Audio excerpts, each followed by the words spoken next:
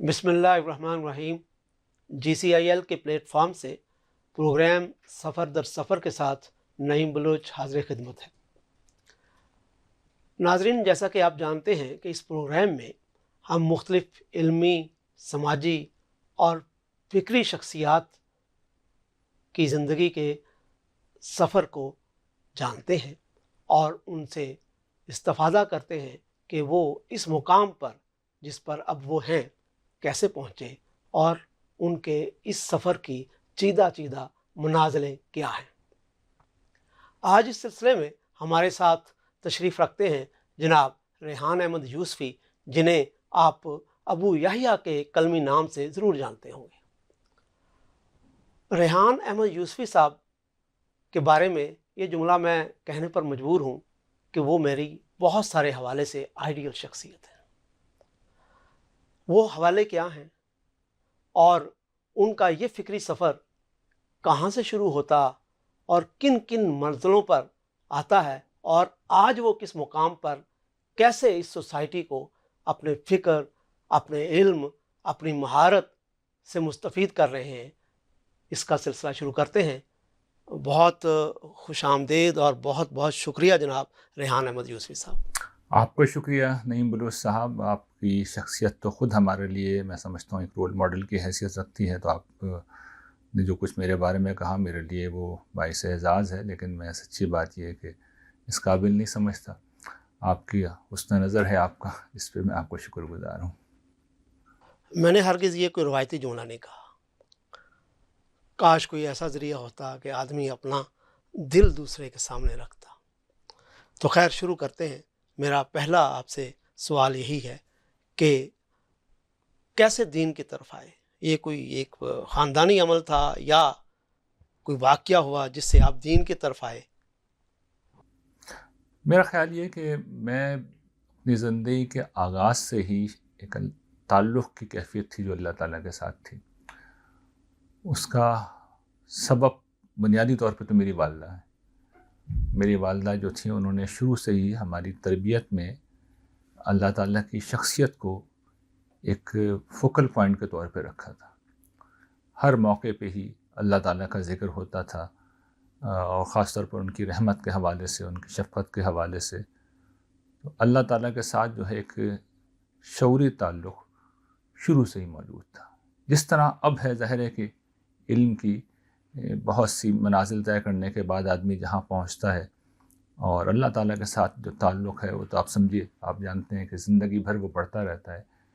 لیکن ایک بچے کو جو اس کی ماں دے سکتی ہے، اس پہلو سے میرے خیال میں خوش نصیب ہوں کہ میری والدہ نے مجھے اللہ تعالیٰ کا ایک بھرپور تعارف کرایا تھا اللہ تعالیٰ کی رحمت کے حوالے سے۔ تو وہ ایک بنیادی تعلق موجود تھا۔ پھر گھر میں ایک عمومی مذہبی ماحول تھا، نماز روزے کا۔ میرے بڑے بھائی جو ہیں قرآن مجید کے بڑے قاری تھے، بڑے حافظ ماشاءاللہ۔ تو اس پس منظر میں بھی قرآن مجید کی تعلیم اور نماز روزہ، یہ ساری چیزیں شروع سے ہی ہمارے ہاں موجود تھیں۔ اور پھر یہ کہ مطالعے کا مجھے ایک شوق تھا، اور اس مطالعے میں مذہبی چیزیں بھی شامل تھیں، اور خاص طور پر تاریخ کی کتابیں، اسلامی تاریخ کی کتابیں، ان سے مجھے بڑی دلچسپی تھی۔ تو وہ گویا کہ مسلمانوں کی جو تہذیبی روایت تھی، مسلمانوں کی جو تاریخ تھی، جو امت کا ایک احساس تھا، وہ بھی شروع سے میرے اندر موجود تھا۔ تو ان پہلوؤں سے میرے لیے جو دین اسلام تھا، مسلمانوں کی تہذیب تھی، مسلمان امت تھی، اس کے ساتھ ایسوسیشن شروع ہی سے موجود تھا۔ یعنی بہت چھوٹی ایج سے، جس میں بچہ پرائمری اسکول میں ہوتا ہے، میں کتابیں اسی زمانے سے پڑھتا تھا۔ تو وہیں سے وہ اساس گویا کہ رکھ دی گئی تھی۔ صحیح۔ اچھا ناظرین، میں چاہتا ہوں کہ ریحان صاحب یہ ہمیں ضرور بتائیں کہ وہ اسلام اور اللہ تعالیٰ کے ساتھ ان کا تعلق، جیسے انہوں نے بتایا کہ وہ ایک پیدائشی ہے اور وہ اسی ثقافت کو اور اسی ماحول کو انہوں نے اپنے گھر میں پایا، لیکن وہ فکر فراہی کے ساتھ، مختلف شخصیات کے ساتھ، اس کے فلسفی کے ساتھ، اس کی جو انٹرپریٹیشن آف ریلیجن ہے، اس سے کیسے متفق ہوئے اور کیسے اس سے ایسوسیٹ ہوئے جناب؟ یہ ایک طویل سفر ہے جس میں یہ سمجھیں کہ فکر فراہی سب سے آخر میں آتی ہے. اچھا. یعنی وہ آخری گویا کہ سمجھے کہ مقام تھا جہاں میں پہنچا تھا. اس سے پہلے بھی بڑی منازل تھیں، بڑی گھاٹیاں تھیں جو عبور کی تھیں. تو وہ جو ابتدائی اللہ تعالیٰ کا تعارف تھا وہ کچھ جب آگے بڑھا ابتدا کے اندر تو اس میں مسجد سے ایک تعلق پیدا ہو گیا. نمازوں کا اہتمام بہت کثرت سے، بلکہ اس کی بھی بڑی دلچسپ ایک کہانی ہے. وہ میں اس لیے بتا رہا ہوں کہ وہ شاید لوگوں کے لیے اس میں بڑی لرننگ ہو. صحیح. کہ مذہبی پہلو بھی تھا، لیکن بہرحال ہم ایک جس سماج میں دنیا میں رہتے ہیں تو ایک وہ دنیا دارانہ سماج تھا. اس میں وہ ساری چیزیں جو ہوتی ہیں تو ہمیں فلموں کا بہت شوق تھا. اچھا. فلمیں دیکھنے کا. اچھا. اور وہ جو چھوٹی ایج میں بچے کے اندر شوق ہو سکتا ہے، کنگ کانگ کی فلمیں آپ کو یاد ہوں گی، سندباد جہازی کی. بالکل بالکل. تو وہ فلمیں اس زمانے میں سینما میں آتی تھیں تو مجھے سینما جا کے فلمیں دیکھنے کا بہت شوق تھا. تو میرے بھائی جو تھے وہ تھے تو قرآن مجید کے حافظ قاری، لیکن انہوں نے میرے اس شوق کو محسوس کر لیا اور انہوں نے مجھے یہ مجھ سے کمٹمنٹ کی کہ بھئی تم نماز پڑھو، اس کے بعد میں تمہیں ہر مہینے ایک فلم دکھاؤں گا. اچھا. واہ، اٹس ویری انٹرسٹنگ. تو وہ 3-4 مہینے تو وہ کچھ مہینے ہم نے فلمیں دیکھتے رہے، اس کے بعد فلمیں نہیں رہی، نماز رہ گئی. بہت عمدہ، بہت عمدہ. تو مسجد سے ایک تعلق ڈیولپ ہو گیا. صحیح. تو مسجد جب جانا شروع کیا تو آپ کے علم میں ہے یہ بات، یہ المیہ کہہ لیجئے، حقیقت کہہ لیجئے کہ مسجد اصل میں فرقوں کی مسجدیں ہوتی ہیں. تو مسجد جہاں جاتے تھے وہ فرقے کی مسجد تھی. اچھا، وہ جب ذوق ہوا، شوق ہوا تو وہ بہت زیادہ شوق تھا. یعنی اس میں پھر یہ نہیں ہوا کہ ہم نماز کے لیے جا رہے ہیں اور جماعت سے نماز پڑھ کے لوٹ آئے، بلکہ جو ہوتا ہے ہمارے یہاں ائمہ مساجد جو ہیں اس کے پہلے بھی گفتگو کرتے ہیں، بعد میں بھی کرتے ہیں. صحیح. پھر محرم میں بھی تقریریں ہوتی ہیں، ربیع الاول میں بھی ہوتی ہیں، اور ہر موقع پہ آپ کو پتہ ہے کہ جمعے کی خطبات اس کے علاوہ ہوتے ہیں. صحیح. تو ہم جمعے کے خطبے میں اس وقت پہنچتے تھے جب ابھی امام صاحب بھی نہیں آئے ہوتے تھے. وہاں سے صف اول میں جا کے بیٹھتے تھے اور پھر تقریر شروع ہوتی تھی، اور پھر باقی بھی اس طرح کے جتنے بھی مواقع ہوتے تھے تو مسجد میں ان تقریروں میں موجود ہوتے تھے.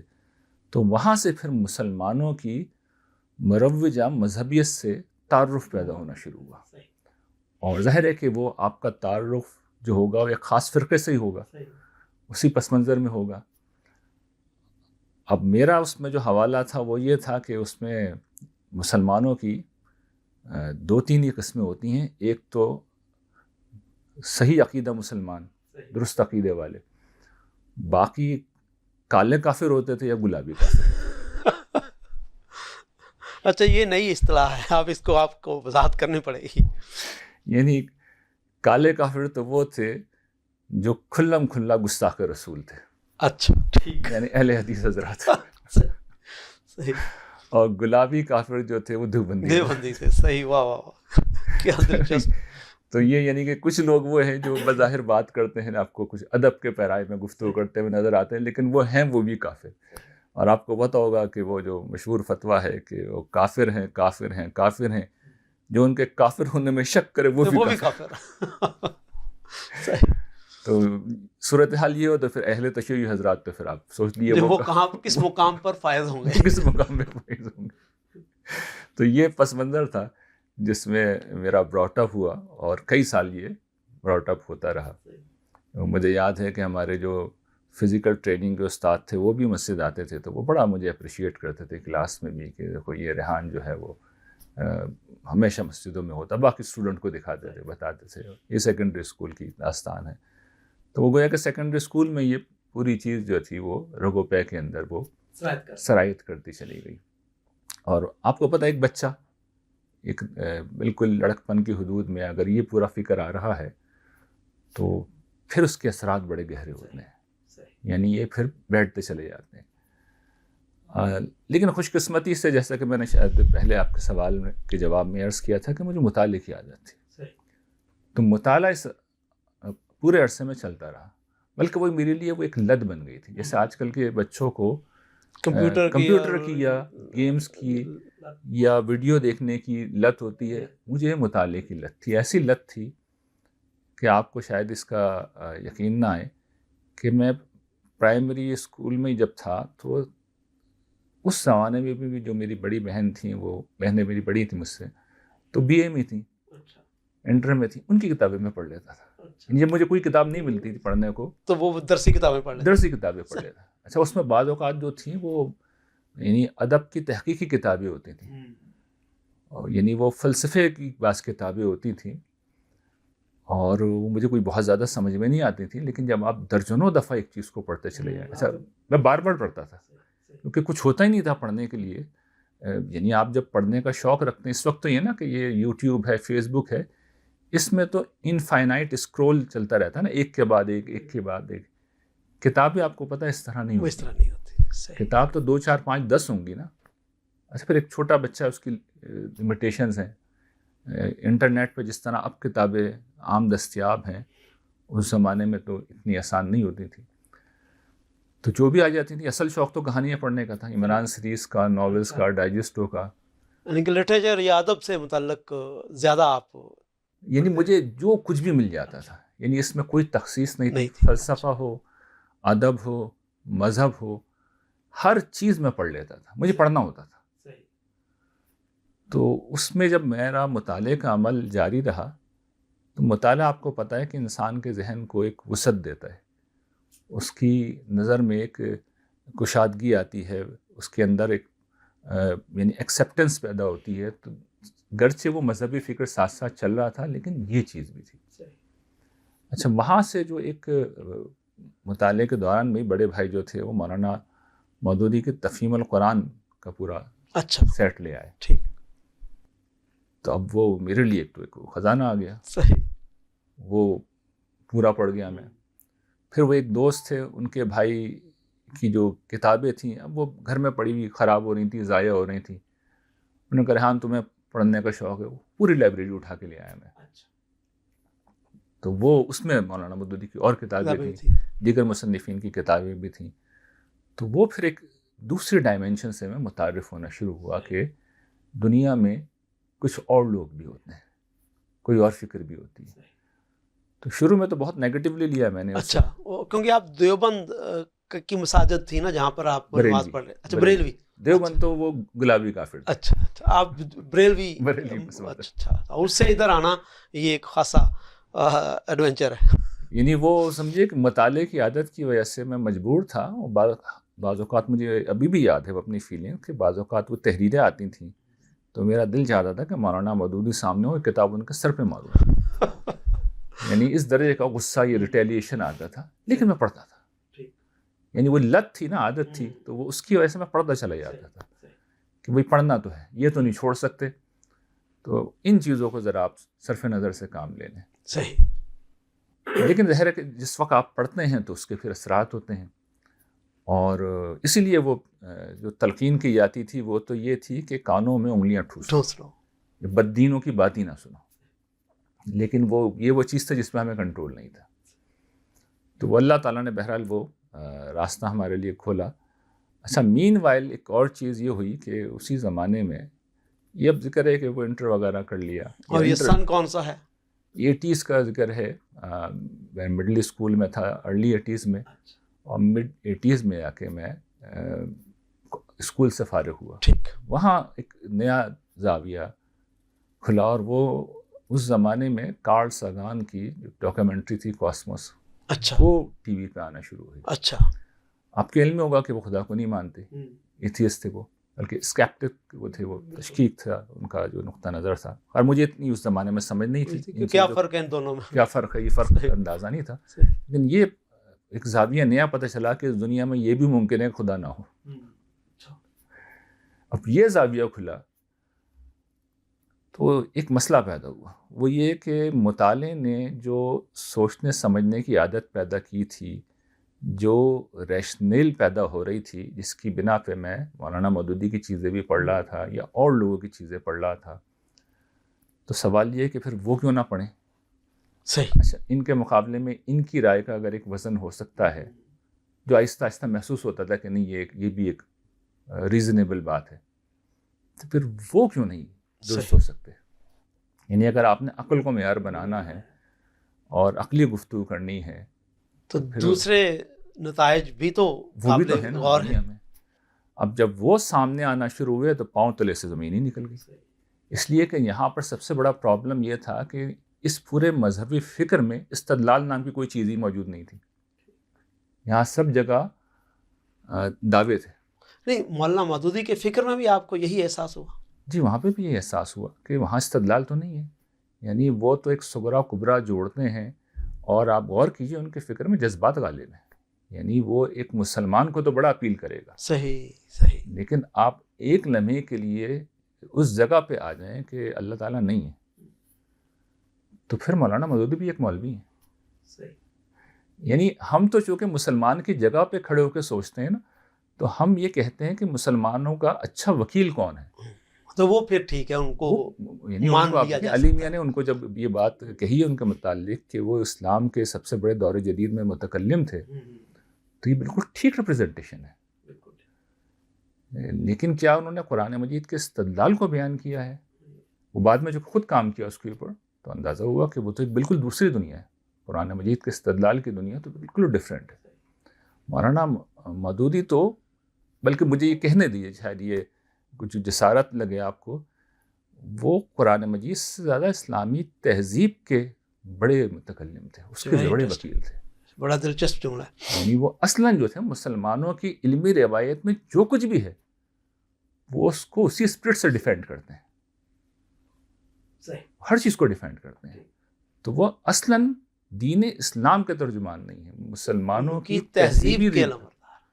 اور میں یہ عرض کروں، اب میں اس نتیجے پہ پہنچوں کہ مسلمانوں کی جتنی بھی فکری قیادت ہے وہ اصلاً شاید یہ گستاخی لگے لیکن مجھے کہنے دیجئے وہ اللہ تعالیٰ کو ریپرزینٹ نہیں کرتی، اچھا، وہ مسلمانوں کی تہذیبی روایت کو کرتی ہے، اس کی ترجمانی کرتی ہے۔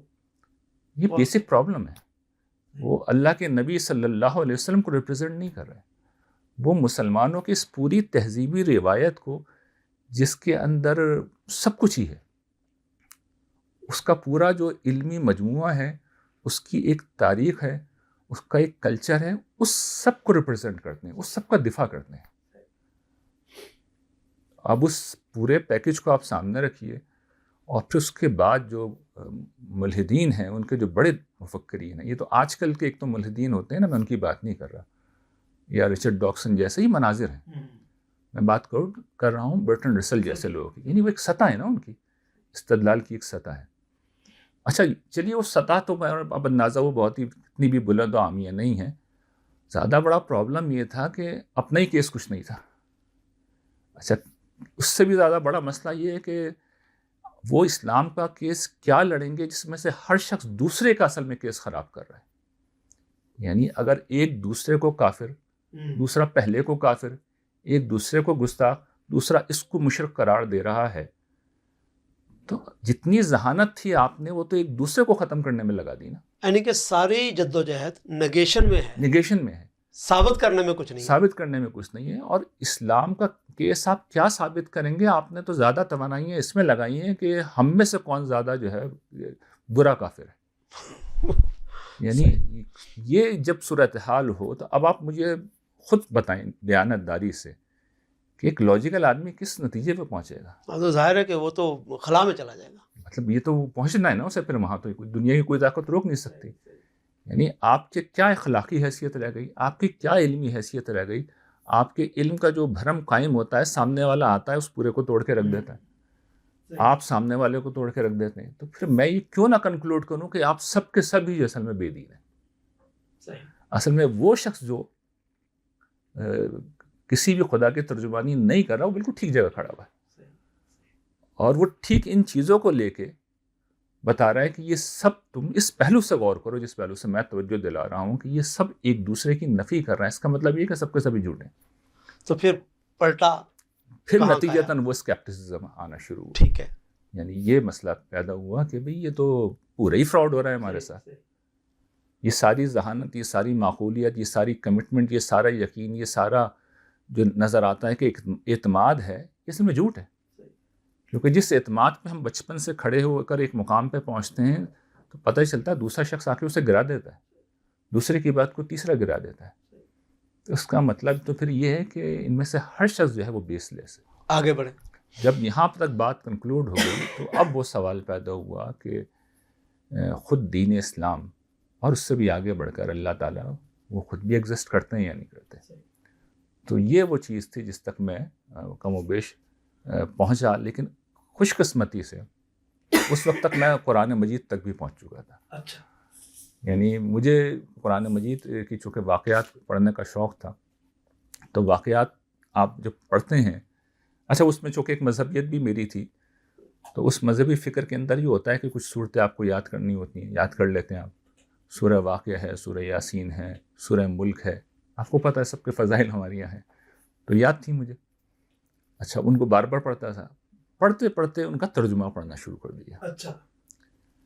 اچھا یہاں سے مجھے پہلی دفعہ قرآن مجید کے، اور یہ ذکر ہے اسی پورے پیریڈ کے دوران کا، کہ جب مطالعے کے لیے کچھ نہیں ملا تو قرآن مجید کا ترجمہ پھر ایک چیز بن کے سامنے آیا. اس کو پھر میں بار بار پڑھنے لگا. اچھا جس وقت وہ ترجمہ پڑھنے لگا میں، اور اسی میں یہ بھی تھا کہ جیسے حضرت یوسف کا قصہ ہے، حضرت موسیٰ کے واقعات ہیں، تو واقعات پڑھتے ہوئے آپ ترجمہ پڑھتے ہیں، آخر میں واقعے میں تو کوئی نئی چیز نہیں رہتی. ترجمہ بار بار میں پڑھنے لگا. جب ترجمہ پڑھا تو ایک چیز بالکل مجھ پہ واضح ہو گئی کہ اللہ تعالیٰ اپنا تعارف کرا رہے ہیں. یعنی وہ ایک پرسن کی سطح پہ آ کے گفتگو کر رہے ہیں، وہ خطاب کر رہے ہیں، وہ کلام کر رہے ہیں. صاف لگتا ہے آپ کو ایک زندہ ہستی ہے، وہ گفتگو کر رہی ہے، وہ بول رہی ہے. یعنی قرآن مجید میں پہلی چیز جو آپ جاتے ہی محسوس کر لیں گے کہ کوئی ہستی کلام کر رہی ہے، اور انتہائی حتمی اور قطعی اسلوب کے اندر کلام کر رہی ہے. اس میں کوئی شک نہیں ہے، کوئی ڈاؤٹ نہیں ہے. کوئی ہستی ہے جسے بے پناہ اعتماد ہے، بے پناہ یقین ہے، اور بے پناہ طاقت ہے اس کے پاس. اور وہ آپ سے براہ راست مخاطب ہو کے یہ کہہ رہی ہے کہ مجھے تمہارے بارے میں سب کچھ پتہ ہے، میں سب جانتا ہوں، میں تمہارے ساتھ رہتا ہوں. تو یہ وہ چیز تھی جو ظاہر بات ہے کہ آپ کوئی بھی پڑھے گا تو وہ کنکلوڈ کر لے گا، اگلے لمحے میں کنکلوڈ کر لے گا کہ قرآن مجید میں خدا بول رہا ہے. مطلب آپ مانیں خدا کو یا نہ مانیں، بہرحال آپ کو لگے گا کوئی دعویٰ کر رہا ہے. تو میں چونکہ لاجیکل ذہن تھا تو میں نے ایک نتیجہ اس وقت کنکلوڈ کر لیا کہ بھئی اگر خدا ہے اور یہ سارے دعوے ٹھیک ہیں تو آپ براہ راست اللہ تعالیٰ سے بات کر لیں. ہوگا تو جواب دے دے گا، نہیں ہوگا تو کہانی ختم، پھر کچھ نہیں بچے گا نا. بالکل سادہ بات ہے کہ آپ جو ہستی اس طرح کے دعوے کر رہی ہے تو اس کو آپ کے سوالوں کا جواب دینا چاہیے، اور سوالوں کا جواب نہیں دے گی تو اس کا مطلب ہے فراڈ ہے. یعنی مذہبی لوگ تو آپ ان کے اوپر یہ ہو سکتا ہے نا کہ ٹرسٹ نہ کریں، آپ تو براہ راست سورس تک پہنچ گئے. سورس میں آپ نے تعارف پڑھ لیا. جب تعارف پڑھ لیا تو پھر اس کے بعد سے میرا ایک چیز وہ رہ گئی تھی، میرا تصوف کا بھی پس منظر تھا. اچھا. میں مرید بھی تھا سلسلہ وارثیہ میں، تو وہاں سے وہ ذکر اذکار، آپ کو پتہ ہے نفی بات کے جو ہوتے ہیں، لطائف ستہ کو بیدار کرنے کا عمل، اس سب سے بھی گزر رہا تھا. اچھا. تو اس میں وظائف پڑھا کرتا تھا بہت سے، اور بعض جو ہے وہ خصوصی مراقبے وغیرہ یہ ساتھ ساتھ میں کیا کرتا تھا. یہ بھی شغل جاری تھا. ہاں یہ مستقل جاری تھا. تو یہ سلسلہ بھی چل رہا تھا. تو وہیں سے وہ جب میں وظائف وغیرہ پڑھ لیتا تھا، میں ایک مخصوص وقت تھا، تو اس کے بعد میں عام طور پہ دعا کرتا تھا. تو وہ جو دعا کا وقت تھا اس میں پہلے وظائف ہوتے تھے، وہ آہستہ آہستہ بدلنا شروع ہوا، اور اس میں وہ اللہ تعالیٰ کے ساتھ مکالمے میں بدل گیا. یعنی کہ محض چیز کو رٹنا یا بیان کرنا یا طوطے کی طرح ان کے الفاظ کے بجائے آپ اللہ تعالیٰ سے ان ذکر سے براہ راست گفتگو پہ آ گئے ان دعا کی شکل میں. اچھا اس میں سب سے بڑا مسئلہ یہی تھا. تو وہ پروسیس شروع ہو گیا، اور بار بار ریپیٹیشن کے ساتھ ایک ہی بات اللہ تعالیٰ کے حضور جو ہے وہ کی جانے لگی. اچھا اللہ تعالیٰ، یعنی یہ حقیقت ہے کہ واقعی زندہ ہے، یہ کوئی اتفاق نہیں ہے کہ قرآن میں کچھ اس طرح کی باتیں کسی نے لکھ دی، وہ واقعی موجود بھی ہیں. نہیں ہوتے تو معاملہ ہو گیا، تو وہ واقعی سن بھی لی انہوں نے. تو میں نے ان سے یہ بات، جو سادہ بات رکھی تھی، وہ یہ تھی کہ آپ ہیں تو ثابت کریں. اچھا. ہیں تو بتائیں کہاں ہیں.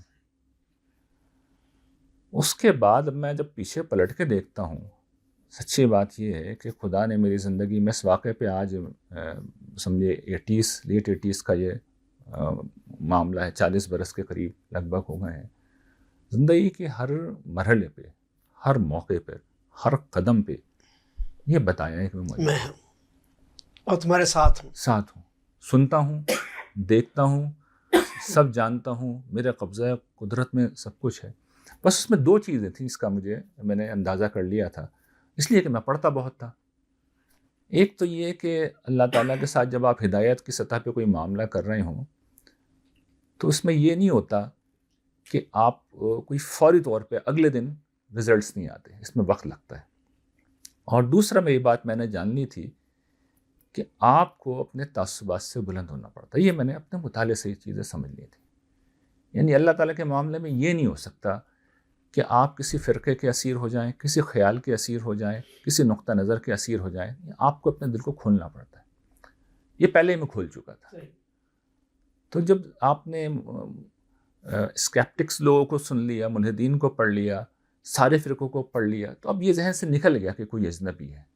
یعنی انسان کا یہ مسئلہ ہے کہ انسان اپنے تعصبات میں جیتا ہے، اور خاص طور پر جو پہلا نقطہ نظر ہوتا ہے آدمی اسے کبھی نہیں چھوڑتا. یعنی کہ آپ نے پروردگار کو خارج کے بجائے اپنے داخل میں پا لیا، آپ اس سے متعلق ہو گئے.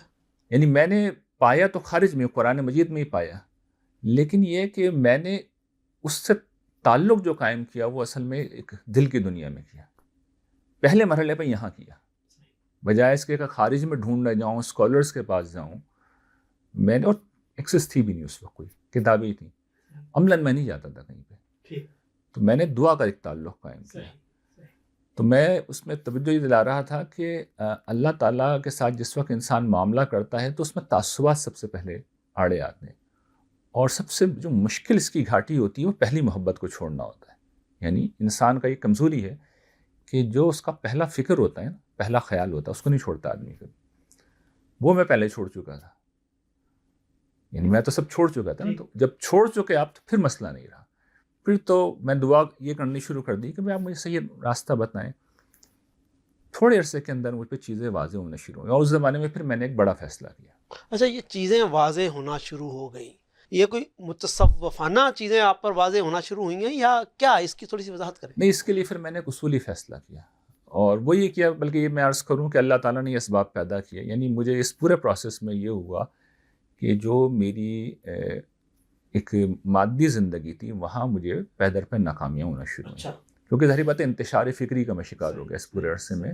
تو میں ایک بہت بریلینٹ اسٹوڈنٹ تھا، اسکول تک میں بہت غیر معمولی میری پرفارمنس تھی، اور شہر کا سب سے بڑا جو تعلیمی ادارہ تھا آدم جی کالج، اس میں مجھے داخلہ ملا تھا.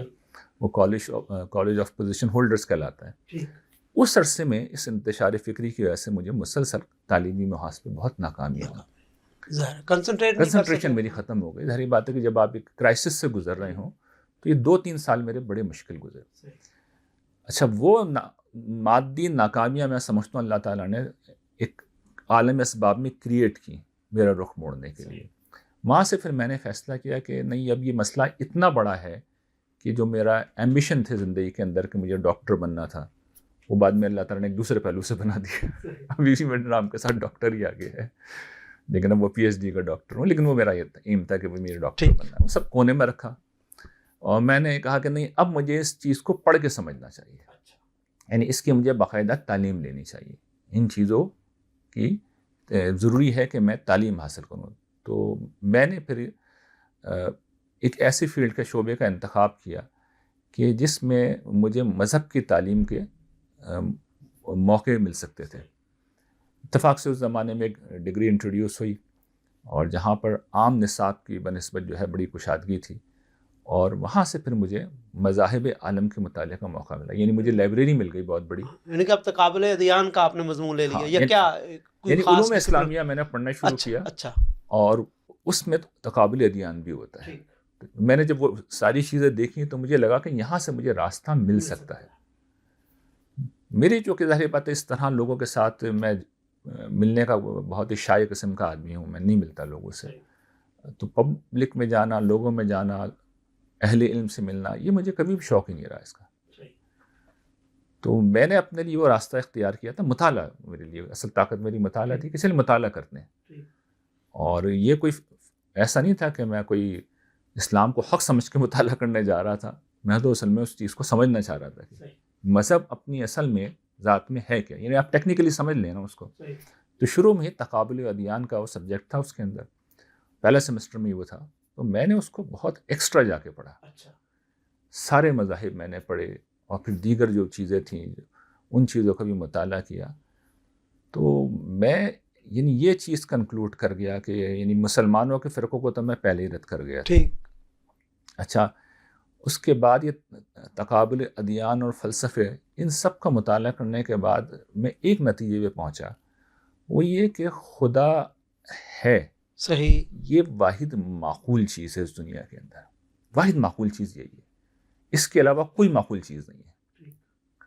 یعنی یہ میں نے بہت تھوڑے عرصے کے اندر ہی کنکلوڈ کر دیا. ٹھیک. اور میں سمجھتا ہوں آدمی اللہ تعالیٰ کرتے ہی ہیں کہ کسی بھی شخص کو جب راہ دکھانا چاہتے ہیں تو صحت فکر پہ لے آتے ہیں، یعنی سوچنا کیسے صحیح طرح. ایک دفعہ آپ سوچنے کا صحیح طریقہ اختیار کر لیں، نتائج تک پہنچتے ہوئے آپ کو منٹس بھی نہیں لگتے. مجھے تو 6 مہینے لگے. 6 مہینے میں نے کنکلوڈ کر لی یہ بات کہ نہیں، خدا تو ہے، خدا تو ہے، کہاں ہے یہ نہیں پتہ. یہ بھی واضح نہیں ہوا تھا. اتنا بھی واضح ہو گیا تھا کہ جتنے بھی مذاہب ہیں اس میں کم سے کم قرآن مجید سب سے صحیح ترجمانی کر رہا ہے، بہتر ترجمانی کر رہا ہے. یعنی قرآن مجید جو تھا، یعنی مذہبی فکر ایک الگ چیز ہے، وہ تو پہلے پڑ چکی تھی. یعنی مسلمانوں کا مذہبی فکر ویسا ہی مذہبی فکر ہے جیسا دوسرے لوگوں کا مذہبی فکر ہے، کوئی فرق نہیں اس کے اندر. اپنی ریشنل میں کوئی فرق نہیں، وہ ایک ہی جگہ سے گفتگو کرتے ہیں. صرف یہ ہے کہ ظاہر ہے کہ جب مسلمان علماء جب قرآن مجید یا دین کے ایمانیات کو بیان کرتے ہیں تو وہ ایمانیات اپنی ذات میں جو کہ بہت مضبوط جگہ پہ ہیں، تو وہ ایک بہتر پریزنٹیشن ہوتی ہے. ورنہ جس وقت وہ اپنی تہذیب کا دفاع کرنے آتے ہیں، اپنی فقہی روایت کا دفاع کرنے آتے ہیں، اور اسی طریقے سے اپنے جو ان کا علم کلام ہے اس کے حوالے سے کوئی بات کرتے ہیں، تو اس میں اور دیگر جو مذاہب ہیں ان کے ترجمانوں میں کوئی فرق نہیں ہوتا، سوائے اس کے کتنا ذہین آدمی ترجمانی کر رہا ہے. اصل میں انحصار اس کے اوپر ہوتا ہے کتنا ذہین وکیل کس کو ملا ہوا ہے. ٹھیک ٹھیک. تو اس حیثیت میں مجھے اندازہ ہو گیا تھا کہ سبھی ایک ہے. فرق صرف کہاں آتا ہے؟ قرآن مجید فرق لاتا ہے. جو کچھ قرآن مجید بیان کر رہا ہے اصل میں فرق صرف وہاں پڑ رہا ہے. تو یہ بات جب مجھ پہ واضح ہو گئی تو میں نے پھر اس کے بعد اگلی دعا اللہ تعالیٰ سے اس مرحلے پہ ایڈ کی کہ یہ جو سب سے صحیح ترجمانی ہو رہی ہے پروردگار، وہ کون لوگ ہیں، وہ آپ مجھے بتائیں. یہ تواتر سے میں پہلے اہدنا الصراط المستقیم، اب آ گیا صراط الذین انعمت علیہم. بالکل ایگزیکٹلی. تو یہ وہ مرحلہ تھا، یعنی جب میں کنکلوڈ کر چکا کہ بھئی نہیں، قرآن مجید کی بات ہی برحق ہے، تو قرآن مجید کی ترجمانی کون کر رہا ہے. اچھا، اتفاق کی بات ہے، وہ بڑی دلچسپ آپ کہہ لیجئے. ایک بزرگ ہیں سندھ کے، انہوں نے کچھ آرٹیکل لکھے، نہ اس سے پہلے انہوں نے کبھی لکھے نہ اس کے بعد کبھی لکھے. نام کیا؟ محمد موسیٰ بھٹو صاحب. اچھا. 88-89 میں انہوں نے اسی زمانے میں کچھ آرٹیکل لکھے، جنگ اخبار میں وہ شائع ہوئے. اس میں انہوں نے یہ 5-6 جو معاصر مفکرین کے نام لکھے کہ اس زمانے میں جو شخص جو ہے وہ دین کو سمجھنا چاہتا ہے وہ ان لوگوں کو ضرور پڑھے.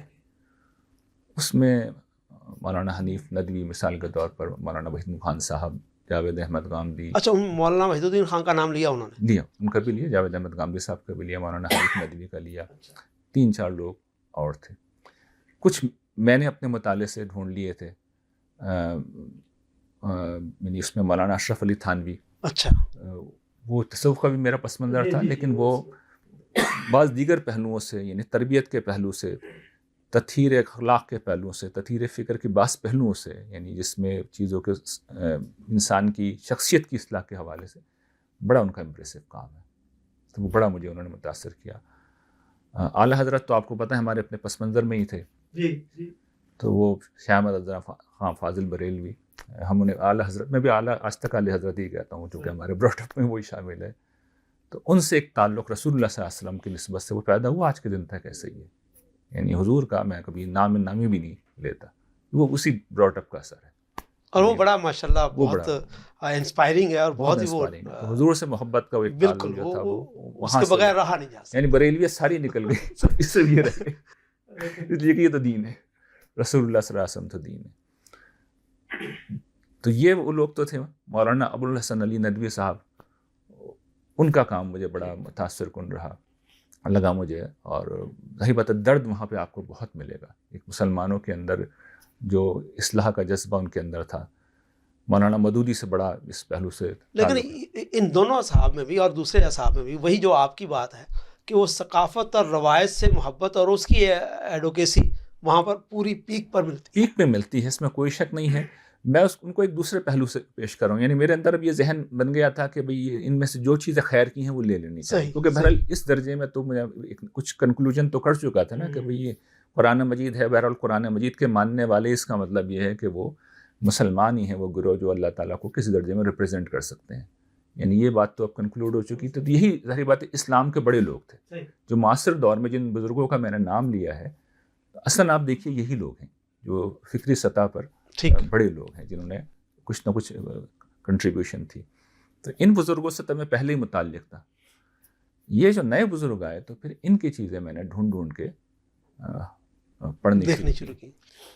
تو اسی میں پھر میں نے جو پھر doctor Israr, of course doctor Israr صاحب, ان کے بغیر یہ کہانی مکمل نہیں ہو سکتی. ڈاکٹر اسرار صاحب تو بڑی یعنی ان سے تو پھر اس پہلو سے بہت گہرا تعلق رہا کہ ڈاکٹر اسرار جب کراچی تشریف لاتے تھے تو اگر ان میں دن میں ان کی 4 تقریریں بھی ہوتی تھیں شہر کے 4 حصوں میں, تو میں چاروں جگہ جایا کرتا. اور حالانکہ آپ کو پتہ ہوگا ڈاکٹر اسرار صاحب جو کہ وہ وہی تقریر ریپیٹ کر دیتے تھے.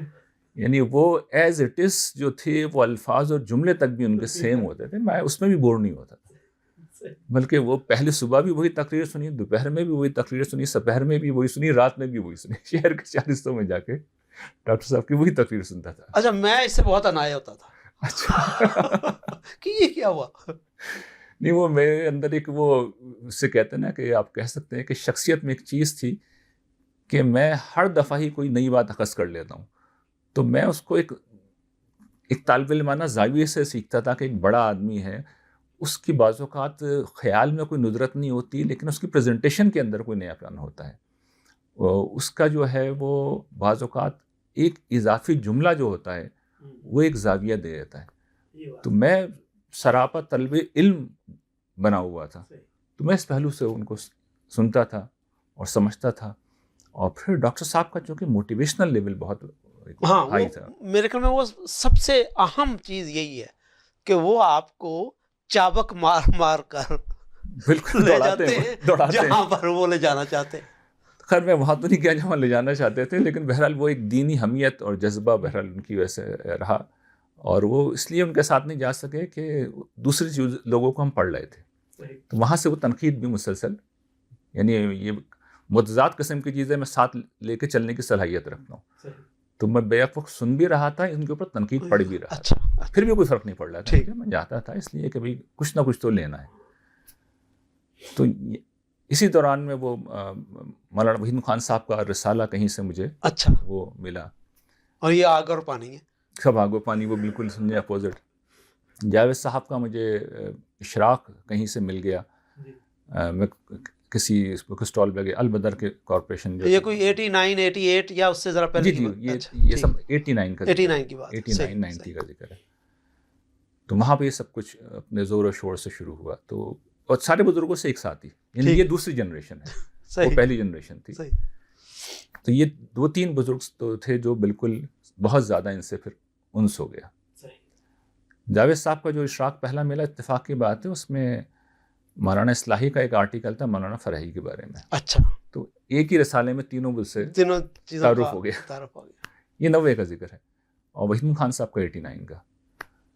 تو اس کے بعد سے پھر چیزیں ان بزرگوں کی ڈھونڈ کے میں نے پڑھنی شروع کر دیں. اور ڈاکٹر صاحب کا تو میں عرض کیا تھا کہ میں ہر ان کے اس میں موجود ہوتا تھا. تو یہ وہ میرا سفر ہے جہاں پر میں, وہ جو آپ کا جو سوال تھا کہ میں کس طرح پہنچا, تو اس میں سمجھتا ہوں کہ مجھ پہ اللہ تعالیٰ کی بڑی عنایت تھی کہ جب میں یہاں پہنچا تو مجھے, اور پھر صحیح بات ایک دم سے تو کوئی کنکلوڈ نہیں کیا, کچھ برس لگے مجھے. یعنی کئی برس تک وہ اگلا سفر چلا ہے جس میں ان بزرگوں کو سنتا رہا ہوں، پڑھتا رہا ہوں، اور دیگر لوگوں کو بھی پڑھتا سنتا رہا ہوں۔ اچھا، یہاں پر میں تھوڑا سا آپ اس وقت اپنی تعلیم کے کس مرحلے میں تھے؟ اور پھر میں نے آپ کا سب سے پہلا ذکر جو سنا نا وہ استاد محترم غامدی صاحب سے اس وقت سنا جب آپ کینیڈا میں تھے اور آپ ان سے مشورہ کر رہے تھے، وہ میرے سامنے بیٹھ کر آپ سے بات کر رہے تھے۔ وہ کافی بات کی بات ہے، اچھا، وہ بہت بات کی بات اچھا، ہے۔ یعنی یہ تو میں عرض کر وہ ذکر ہے جو سمجھیں کہ 2010 11 سال پرانی اچھا بات۔ اچھا اچھا اچھا، یہ ہے میں 90 کا ذکر کر رہا ہوں۔ تو 90 سے جاوید صاحب سے جو میری براہ راست ملاقات ہوئی ہے وہ 92 میں ہوئی ہے غالباً۔ اچھا، یعنی ان کی تقریر تھی، اخبار میں ایڈ آیا تھا ان کا کہ کراچی میں کراچی آتے تھے۔ تو ان کا پروگرام نیا اس زمانے میں شروع ہوا تھا، دوسرا تیسرا ہی پروگرام تھا وہ۔ تو مجھے یاد ہے ہوٹل جبیس میں وہ پروگرام ہوا تھا، تو اس میں پھر میں شریک ہونے گیا تھا۔ آپ کی ایجوکیشن کا رہ گیا؟ ایجوکیشن میں اس زمانے میں آنرس کر رہا تھا، اچھا، یعنی علوم اسلامیہ میں وہی جو آپ نے شروع کیا وہی اس کے فرسٹ ایئر میں ہی تھا میں اس کے۔ ٹھیک ہے، تو یہ کس یونیورسٹی میں؟ کراچی یونیورسٹی میں۔ وہاں پہ ایک نیا پروگرام شیخ زاید اسلامک جی آپ نے بتایا، ٹھیک، تو اس میں وہ علوم اسلامیہ بھی تھی، کمپیوٹر ٹیکنالوجی بھی تھی۔ میرا سارا شوق تو اسی میں تھا، ٹھیک ہے، لیکن یہ کہ وہ اسکل آ گیا، کمپیوٹر وہ اسکل آ گیا الحمدللہ۔ یہاں پہ چونکہ میری ایجوکیشنل پرفارمنس پھر دوبارہ یعنی جب یکسوئی ہو گئی تو پھر بہتر ہوگی۔ وہ بہتر نہیں ہوئی بلکہ اس طرح ہوئی کہ ہماری کلاس میں صرف کمپٹیشن یہ ہوتا تھا کہ سیکنڈ پہ کون آئے گا۔ اچھا، یہ پہلے سے طے ہوتا تھا، فرسٹ کون آئے گا یہ تو انڈرسٹوڈ ہوتا تھا۔ تو کلاس کی جو عام طور پہ لڑکیاں ہی ہوتی تھیں ساری اگلے کئی نمبر تک، اچھا، اور میں سب پہ ہی بھائی تھا، تو دھیان بھائی میری اس زمانے میں تھا۔ تو وہ یہی تھا کہ بھائی وہ سیکنڈ پہ کون آئے گا، گفتگو ساری اسی کے اوپر ہوا کرتی تھی۔ تو میں جو ہوں اس زمانے میں پھر میں نے پڑھنا شروع کیا، اور ان بزرگوں کو یعنی آپ جب پڑھنا شروع کرتے ہیں تو پتہ ہی چلتا ہے کہ یہ تو ایک نئی دنیا میں آپ داخل ہو رہے ہیں۔ اس سے پہلے ڈاکٹر اسرار تو خیر مولانا مودودی کی وجہ سے میں واقف تھا، وہ تو صرف ایک پریزنٹیشن نہیں تھی، بالکل بالکل، اس میں کچھ چیزیں انہوں نے سمجھے اپنے طور پہ اجتہاد کیا تھا۔ وہ اسے کہتے ہیں نا اس مذہب کے مجتہد تھے، مجتہد پھر مذہب جو ہمارے یہاں کہا جاتا، تو ڈاکٹر اسرار صاحب کی حیثیت وہ تھی۔ لیکن یہاں جو باقی لوگ تھے وہ تو سب مجتہد مطلق تھے، بالکل۔ مولانا وحید خان صاحب اور جاوید صاحب جو ہیں وہ تو بالکل یہ نئی دنیا، تو وہ دنیا جو تھی ایک میرے لیے نئی تھی۔ اب نئی دنیا کو آدمی کا ذہن فوراً قبول تو نہیں کرتا، لیکن عادت تھی پڑھنے کی، تو پڑھنا شروع کیا۔ تو دونوں بزرگوں کو میں نے بیک وقت ہی پڑھتا رہا تھا، سنتا رہا تھا۔ تو مجھے محسوس ہوا کہ نہیں یہ بات جو ہے وہ ابھی تک جتنی باتیں بھی پڑھی ہیں سنی ہیں سب سے زیادہ لاجیکل ہے، سب سے زیادہ ریشنل ہے۔ یہ وہ کنکلوژن تھا، اور میں سمجھتا ہوں کہ یہ میری اس دعا کا جواب تھا جو میں اللہ تعالیٰ سے کر رہا تھا کہ آپ کو کون ریپرزینٹ کر رہا ہے۔ اچھا، یہاں پر ایک بڑا عام سوال، مولانا وحید الدین خان وہ آپ کو اللہ تعالیٰ سے تعلق کے حوالے سے انسپائر کرتے ہیں، اور غامدی صاحب اور مولانا اصلاحی وہ آپ کو قرآن کے فہم کے ساتھ متعلق کرتے ہیں، وہ سائنس آپ کو وہ بتاتے ہیں جس کے ذریعے آپ قرآن کے وہ قوانین جان سکے جو اللہ تعالیٰ نے اس میں رکھے ہیں۔ ان دونوں چیزوں کو آپ نے کیسے جوڑا؟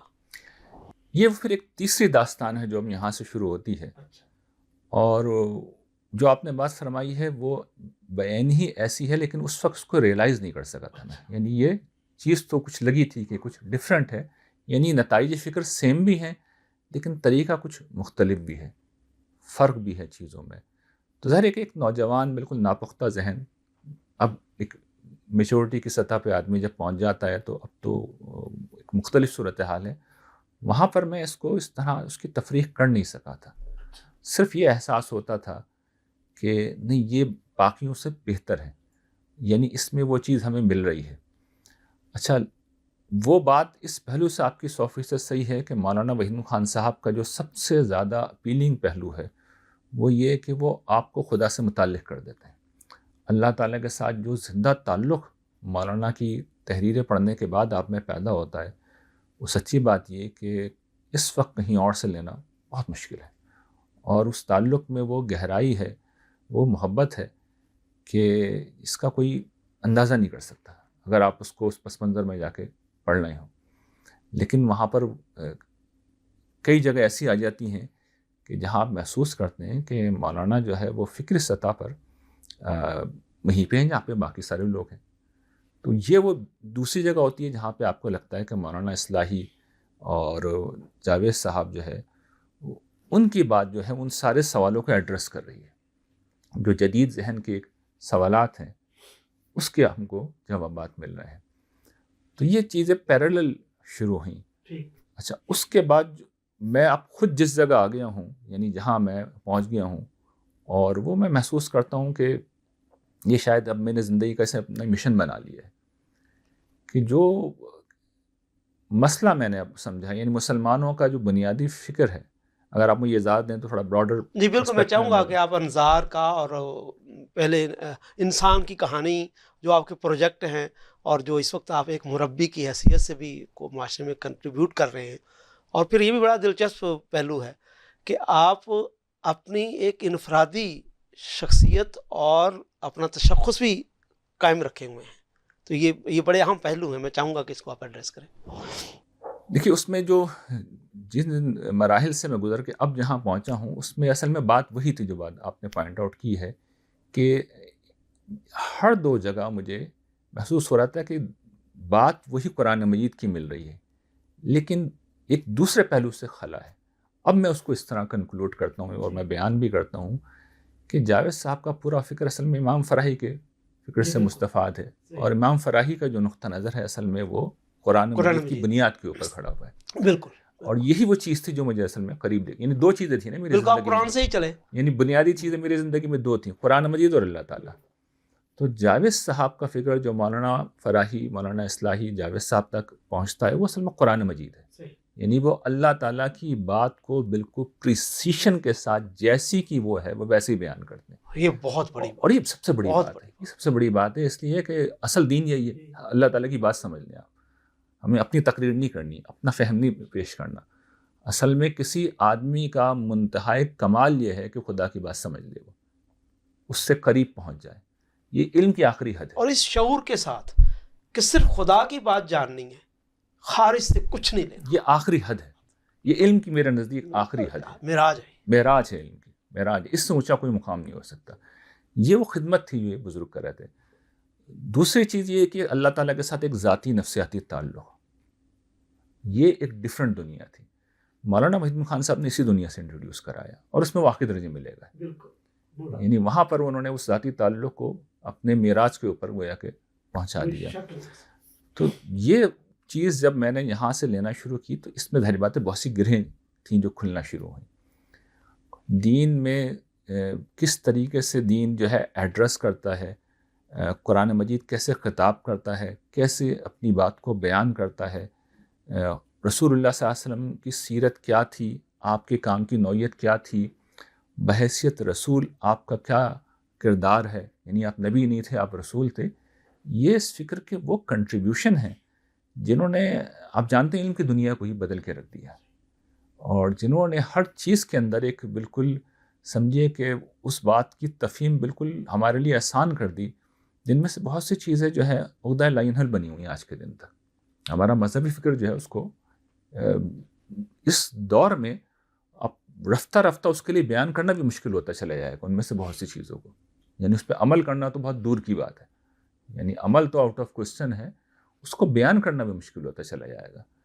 اس فکر نے اس کو صحیح جگہ جب پلیس کر دیا تو مسئلہ بچا ہی نہیں ہے. مثال کے طور پر ارتداد کا مسئلہ ہے، مرتد کی سزا جو ہے، یعنی یہ ایک صورتحال جو ہے. اسی طریقے سے رجم جو ہے اس میں اگر ایک شخص جو ہے زنا کا ارتکاب کرتا ہے تو آپ دیجیے یہ سزا. کسی مرتد کو آپ ذرا دیجیے پھانسی، اور پھر آپ دیکھیے کیا ہوتا ہے اس دنیا کے اندر.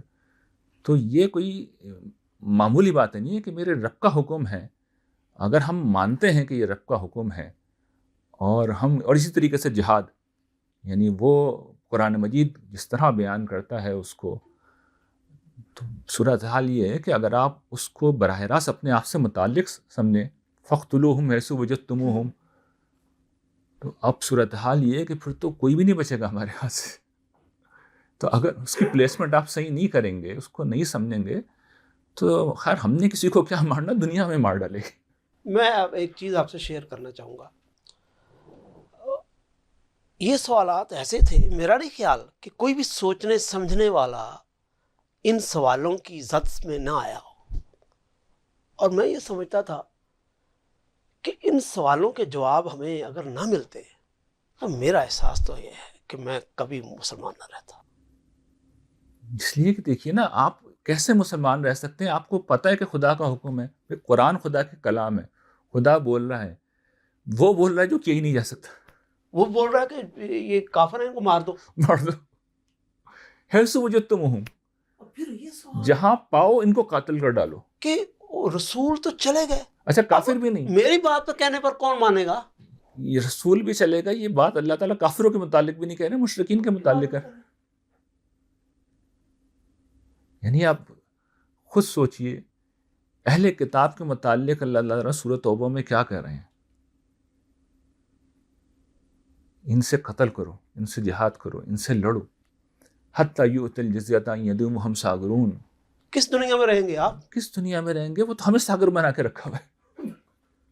تو میرے آپ کے اندر سوالات پیدا ہو جائیں گے کہ یہ کیا ہے.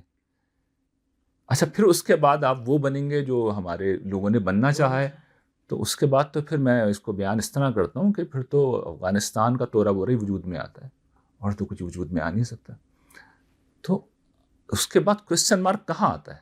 اللہ تعالیٰ کے اوپر آتا ہے. یہ دین ناقابل عمل ہے. ناقابل عمل.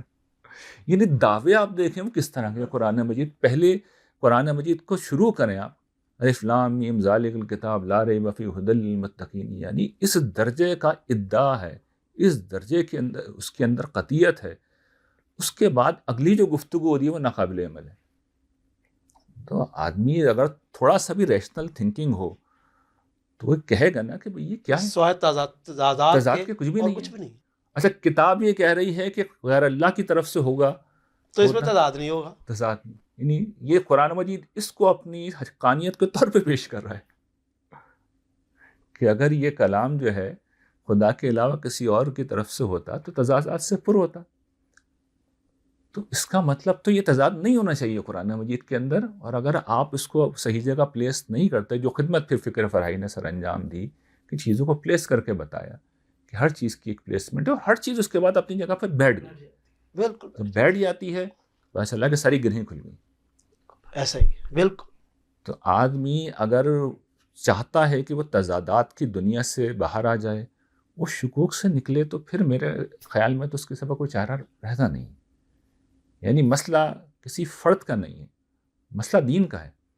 تو اگر کسی کو جاوید صاحب سے اختلاف ہے، فرحی صاحب سے اختلاف ہے، خود مسئلے کو سالو کر دے. بالکل بالکل مان لیں گے نہیں ہوتے سالو، ہو ہی نہیں سکتے. اس لیے کہ وہ وہاں پہ دو ٹوک ہے قرآن مجید. یہ کرنا ہے، گردنیں مارنی ہیں، یہ سارے معاملات کرنے ہیں. کر نہیں سکتے، کوئی بھی نہیں کر سکتا. یعنی کتنا بھی بڑا مخلص ہو اس وقت یہ کر نہیں سکتا. یعنی اس آیت پہ کیسے عمل کریں گے کہ جہاں مشرکوں کو پاؤ انہیں قتل کر ڈالو. دو ٹوک ہے قرآن مجید. قاتلوہم یعذبہم اللہ بایدکم. قرآن مجید دو ٹوک ہے، ان سے لڑو، اللہ تمہارے ہاتھوں سے انہیں عذاب دے گا. کیجئے اس سے ریلیٹ. زندہ نہیں رہ سکتے اگلے دن. اچھا آپ کا ضمیر آپ کے سامنے آ کے کھڑا ہو جائے گا. کل ہی ایک صاحب مجھے ملے، وہ بتا رہے ہیں یہ جتنے بھی ابھی وہ ساؤتھ ایسٹ ایشیا ہو کے آئے ہیں، کمبوڈیا اور ویتنام، ہم سے بہتر ہی زیادہ بہتر انسان ہیں. یعنی کہ یہ تو پریکٹیکل بات ہے نا، مسئلہ کہ ماننے کی بات، انکار کی بات ہی نہیں. یعنی وہ سامنے ہم جائیں گے پتہ چلے ہم سے اچھے انسان موجود ہیں. ان کے حکمران، ان کا معاشرہ، ان کے عام لوگ وہ اپنی امانت میں، اپنی دیانت میں ہم سے بہتر لوگ ہیں. ہم ان کو مانتے ہیں. انسان تو کجا، وہ تو جانوروں کے بارے میں اتنے حساس ہیں. تو ہمارا دین ایک طرف اس درجے کی رحمت کی بات کرتا ہے، حضور وما ارسلناک کہ اللہ رحمت للعالمین. دوسری طرف اس طرح کی باتیں. تو جو شخص تضادات کی دنیا میں جینا چاہتا ہے وہ جیتا رہے. میں نہیں جی سکتا، مطلب میں دوسروں کی تو ذمہ داری ہم نے نہیں لے رکھی. جو جینا چاہتا ہے وہ جیتا رہے، ہم نہیں رہ سکتے. ہمارے لیے ایک ہی راستہ تھا کہ سرنڈر کر دیں. اس لیے کہ سرنڈر خدا کے سامنے. میں اب چاہتا ہوں کہ یہ تو بہت آپ نے کیا ہی دل کی باتیں کہہ ڈالیں. اب آپ ذرا اپنے کاموں کے بارے میں. جو پھر میں جس نتیجے کو کنکلوڈ کیا، یعنی اتنے برس گزرنے کے بعد، خیر وہ میں جو کام میرے ہیں وہ کوئی اتنے خاص تو نہیں ہیں، نہیں جو مسئلے کو اس کا تعارف ضروری ہے، جو میں نے آئیڈینٹیفائی کیا اس پورے مسئلے کو، کہ خود اب جو میں مسئلہ دیکھتا ہوں اس فکر میں پوری طرح نمایاں ہو چکا ہے کہ دین پوری پریسیشن کے ساتھ بیان کیا گیا، اور دین جب پریسیشن کے ساتھ بیان کیا جاتا ہے تو نیچرلی اس کا ایمفیسس بھی بیان ہو جاتا ہے. یعنی جس وقت میزان لکھی گئی ہے تو وہ ایمانیات سے شروع ہوتی ہے، وہ اخلاقیات سے شروع ہوتی ہے. تو میں توجہ دلاتا ہوں کہ عام طور پہ لوگ اسے سمجھتے ہیں کہ وہ میزان کے 2 چیپٹر ہیں. میزان کے 2 چیپٹر نہیں ہیں، اصل دین ہے، وہی دین ہے، وہ آگے انہیں کی اپلیکیشن اور ان کے ڈائمنشنز ہیں. لیکن آپ دیکھیے کہ وہ اصل دین، کبھی آپ یہ جو آپ کا چینل ہے اس کو بھی دیکھ لیجیے، اس کے ویڈیوز کو بھی دیکھ لیجیے، ان کے ویوز بھی دیکھ لیجیے گا، تو آپ دیکھیں گے کہ ایمانیات اور اخلاقیات سے متعلق چیزوں کے ویوز سب سے کم ہوں گے. ان کو ٹیکن فار گرانٹیڈ لیا جاتا ہے. یعنی لوگ نہ اس کی اہمیت کو سمجھتے ہیں، ہمیشہ انہی چیزوں میں الجھے رہتے ہیں جن کے متعلق ہم یہ عرض کریں گے کہ اگر کسی شخص نے رجم کے متعلق کوئی رائے صحیح قائم نہیں بھی کی تو اللہ تعالیٰ نے اس سے کچھ پوچھنا ہی نہیں ہے. دین کے کسی بھی معاملے میں اگر اس سے اجتہادی غلطی ہوئی ہے تو حضور نے یہ بات واضح کر دی کہ 1 اجر تو اسے ملے گا. تو اللہ تعالیٰ نے، میں اس کو اس طرح بیان کرتا ہوں کہ جن چیزوں کے بارے میں آپ سے سوال ہی نہیں کرنا، آپ انہی کے بارے میں سوال کرتے رہتے ہیں، اور جو سوالات آپ سے کرنے ہیں کبھی اس کے متعلق کبھی مجھ سے نہیں کیا سوال. جو اس کا کام پوری زندگی اصل میں انہی سوالوں کے جواب دینا ہے، مجھ سے لوگ یہی نہیں پوچھتے. میں اللہ تعالیٰ کے تعلق پہ پوری گفتگو کرتا ہوں، اس کے بعد جو سوالات کرتے ہیں لوگ اسی نوعیت کے ہوتے ہیں. تو میں سر پیٹ کر رہ جاتا ہوں کہ میں نے پوری تقریر 1 گھنٹے کی کیا کی ہے، اس کے بعد جو پہلا سوال ہوتا ہے وہی ہوتا ہے جس کا پوری گفتگو سے کوئی تعلق نہیں ہے. یہ ایک ٹریجڈی ہے، یہ بڑا المیہ ہے. تو اصل جو میں نے اپنے ذمہ خدمت لی ہے وہ یہ ہے کہ اس پورے پریسیشن کے ساتھ جو میں نے محسوس کیا کہ دین میں جو زیادہ اہم چیز ہے وہ دین کا ایمفیسس ہے. دین کا ایمفیسس کیا ہے؟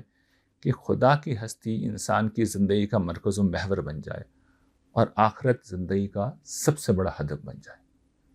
یہ قرآن مجید ہے، اور یہ چیز ہے جو مولانا وحید خان صاحب نے اس کو بہت نمایاں کیا تھا. لیکن وہ ظاہر بات ہے جب وہ بیان کر رہے ہیں تو اس کی اساسات قرآن مجید میں اس طرح نہیں، وہاں یہ مسئلہ ہے. وہاں پر وہ علم کی سائنس ہے. تو اب مسئلہ یہ تھا کہ مجھے جو تھوڑی بات میں نے اپنی زندگی میں خدمت کرنے کی کوشش کی کہ اس پریسیشن کو کمپرومائز کیے بغیر دین کو میں کوشش کرتا ہوں جب بھی بیان کروں تو ایمفیسس کی سطح پہ بیان کروں، کیونکہ اس پر یعنی دیکھیں میں جب ایک خالص میتھمیٹیکل انداز میں سوچتا ہوں یہ ساری دینی جدوجہد کا مقصد کیا ہے.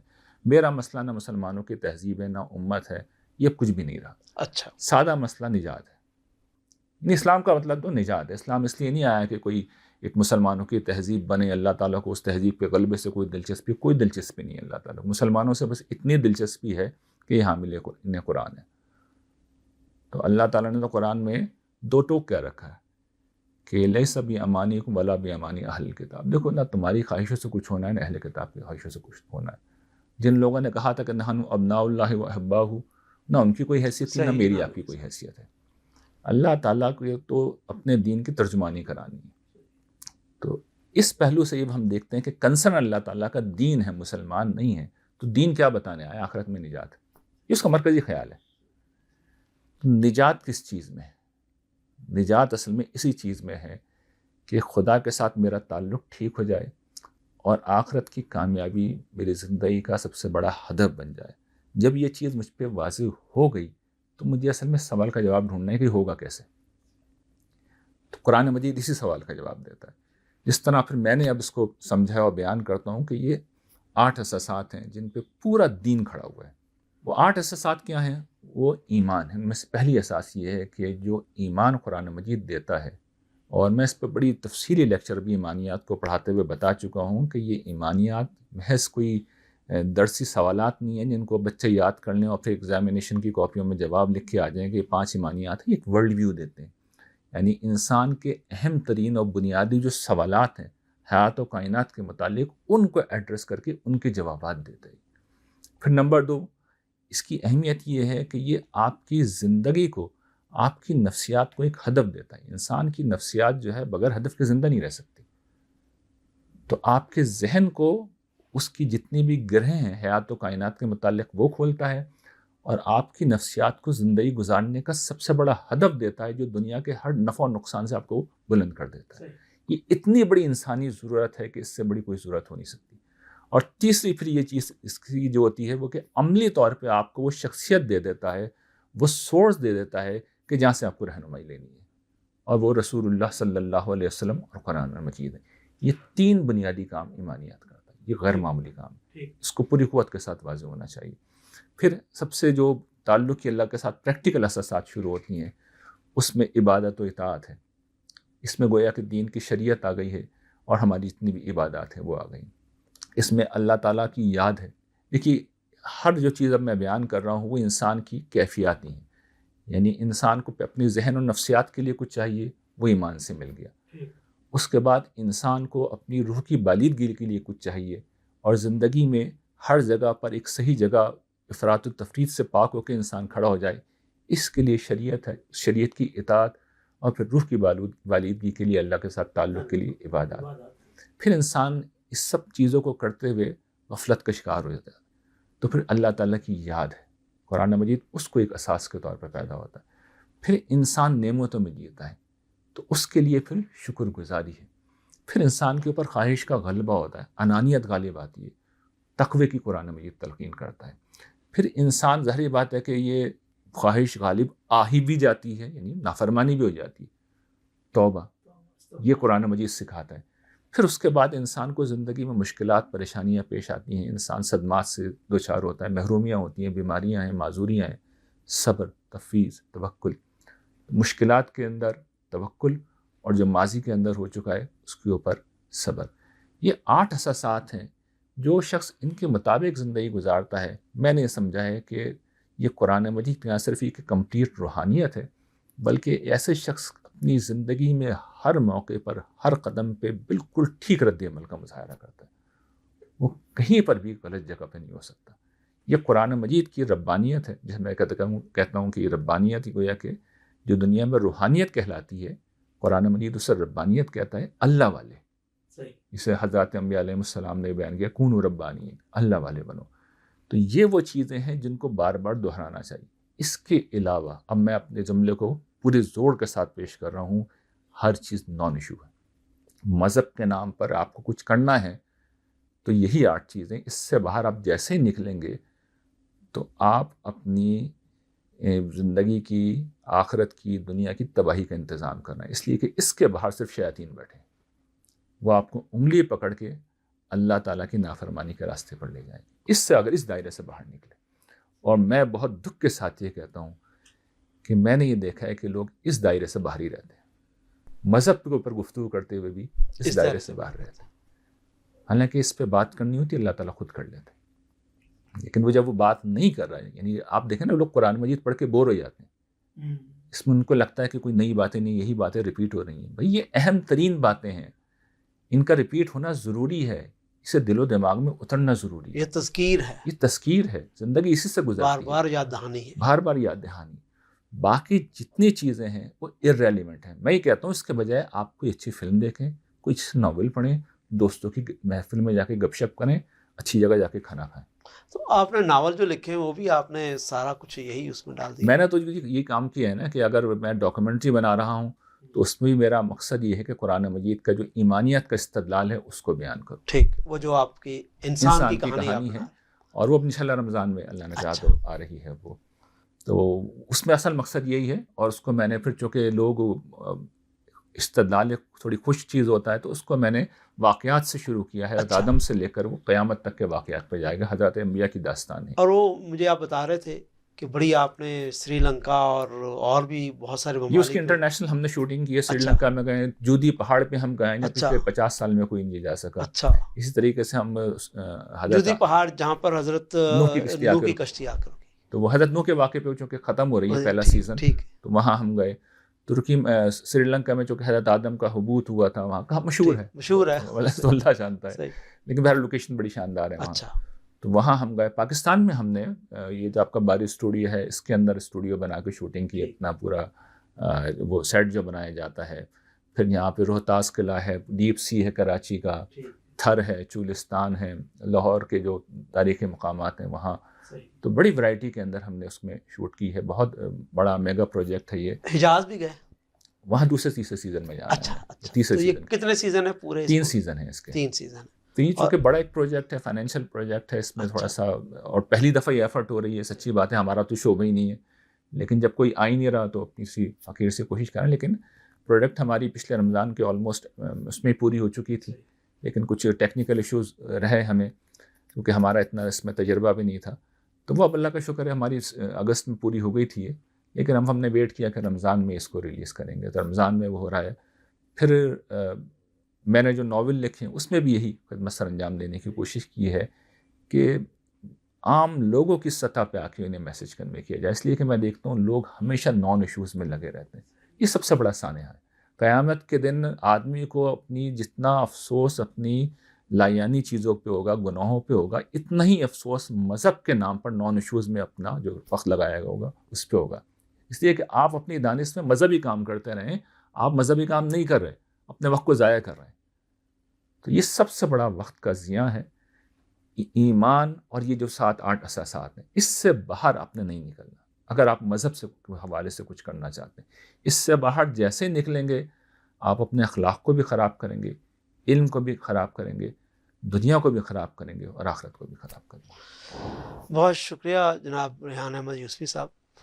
ناظرین, یہ گفتگو آپ کو بھی لگتا ہوگا کہ مزید جاری رہنی چاہیے, لیکن بہرکیف انسان کی ایک محدودیت ہے, اور ہمیں اس گفتگو کو یہاں پر ختم تو نہیں, روکنا پڑ رہا ہے. اور ہم چاہیں گے کہ ریحان صاحب ہمیں دوبارہ بھی اس کا موقع دیں اور ہم اس سلسلے کو مزید آگے بڑھا سکیں. لیکن اس وقت تک کے لیے آپ ہمیں اجازت دیں. بہت شکریہ. اللہ حافظ.